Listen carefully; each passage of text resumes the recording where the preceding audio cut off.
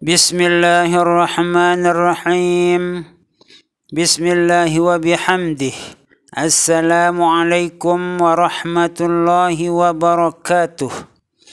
Para subscriber yang dirahmati oleh Allah Subhanahu wa ta'ala, semoga kita semua selalu dalam keadaan sehat walafiat, panjang umur, murah rezeki yang halal, selamat dunia wal akhirah, mati dalam husnul khatimah, masuk surga bighairi hisab, selalu dalam ridha dan maghfirah Allah Subhanahu wa ta'ala fid dunya wal akhirah, selalu dalam pemeliharaan Allah Subhanahu wa ta'ala dari segala macam mara bahaya dunia dan akhirah. Amin, amin, amin ya rabbal alamin. Alhamdulillah wa syukrulillah, kita dalam keadaan kondisi sehat walafiat pada kali ini. Semoga selanjutnya kita tetap dalam keadaan sehat walafiat untuk bisa menyampaikan cerita atau kisah orang-orang dulu yang luar biasa dalam menghadapi berbagai macam problem kehidupan ekonomi, kehidupan, gangguan-gangguan yang datang pada diri mereka itu, sehingga ada yang sukses, ada yang tidak sukses, ada yang lulus, ada yang lilus, ada yang mujur, ada yang hancur, dan sebagainya dan sebagainya. Di kesempatan ini saya akan menceritakan kisah seorang ahli ibadah yang terdapat dalam sebuah gua di belahan bumi Arab. Di belahan bumi Arab itu ada sebuah gua yang ditempati oleh seorang ahli ibadah yang menjauh dari keramaian. Setiap hari dan malamnya ahli ibadah itu selalu berada di dalam gua tersebut, kecuali untuk mencari keperluan makan dan minumnya, baru si ahli ibadah itu keluar dari dalam gua tersebut. Setelah ahli ibadah itu mendapatkan apa yang menjadi kebutuhannya, lalu si ahli ibadah pun kembali ke dalam gua. Terus menerus setiap hari dan malamnya selalu beribadah kepada Allah Subhanahu wa ta'ala. Namun ahli ibadah itu adalah seorang manusia yang walau bagaimanapun rajinnya orang beribadah, tentu akan bisa mendapatkan suatu kelelahan atau kecapean. Sehingga di saat si ahli ibadah itu mendapat suatu kecapean, si ahli ibadah pun tertidur pulas. Namun itu adalah merupakan suatu ibadah, walaupun si ahli ibadah itu dalam keadaan tidur, karena beribadah sambil beribadah si ahli ibadah itu ketiduran. Di suatu waktu, di saat si ahli ibadah itu sedang berzikir kepada Allah Subhanahu wa ta'ala, didatangi oleh seorang yang berpakaian serba putih. Kemudian orang tersebut duduk di samping si ahli ibadah tersebut. Orang tersebut yang berpakaian serba putih itu dilihatnya setiap hari dan malamnya tidak tidur untuk selalu beribadah kepada Allah Subhanahu wa ta'ala, itu yang dilihatnya.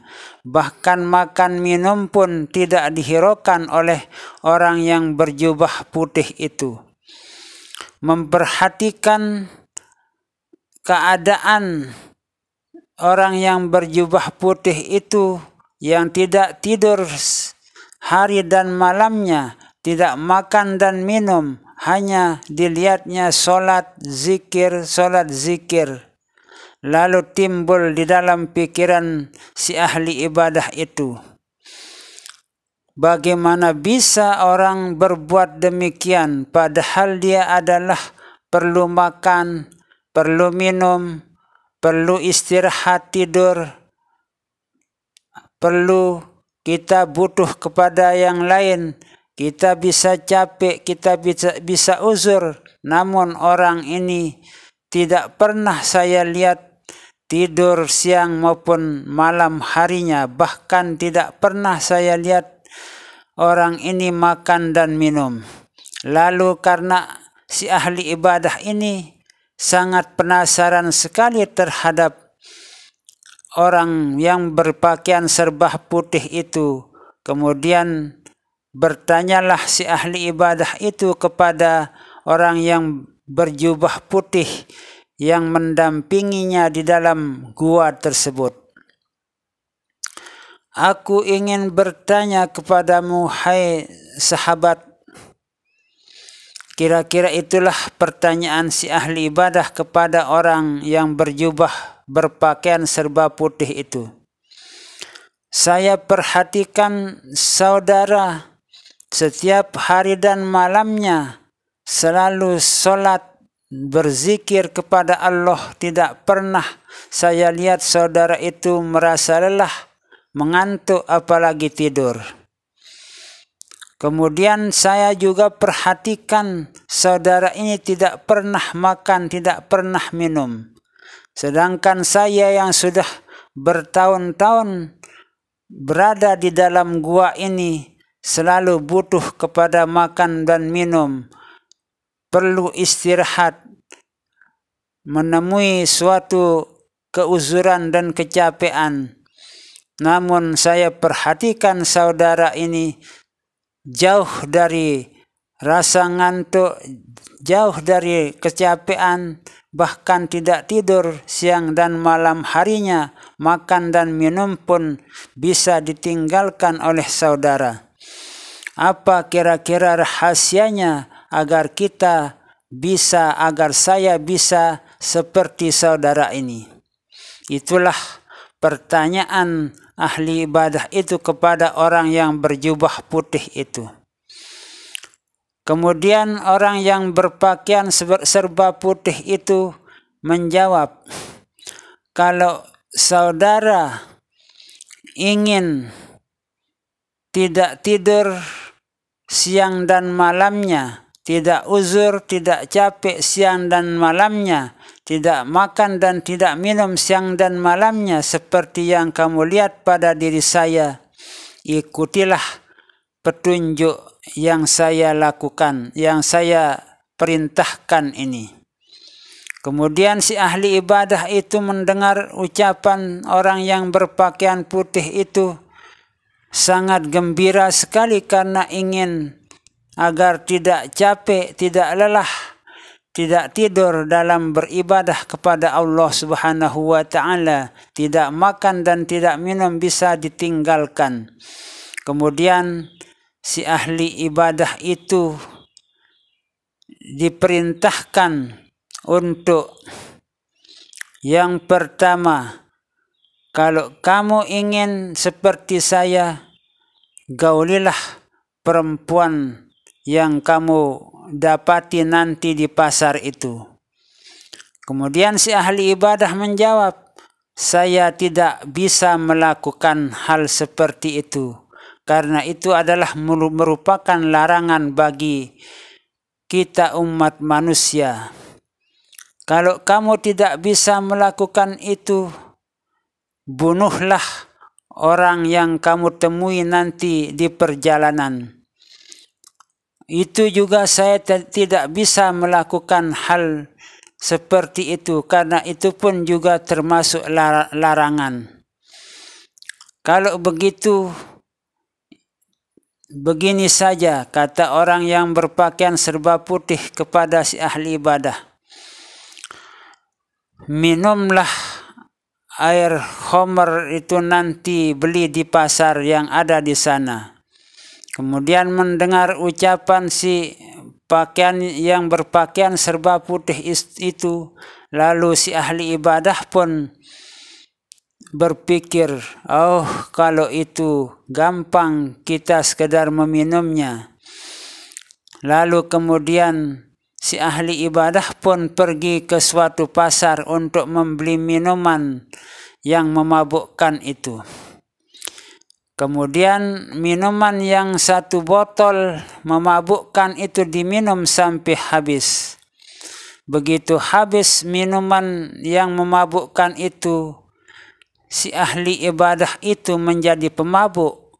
Begitu melihat perempuan lewat di depannya, langsung diperkosa dan dibunuh.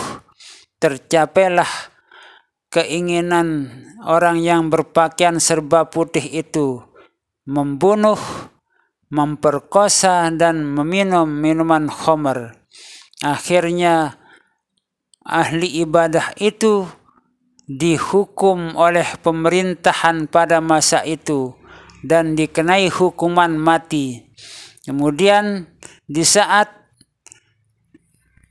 si ahli ibadah itu di tiang gantungan karena akan dipancung oleh algojo yang ada di tempat itu, di negara itu, maka di sanalah orang yang berpakaian serba putih itu datang kepadanya.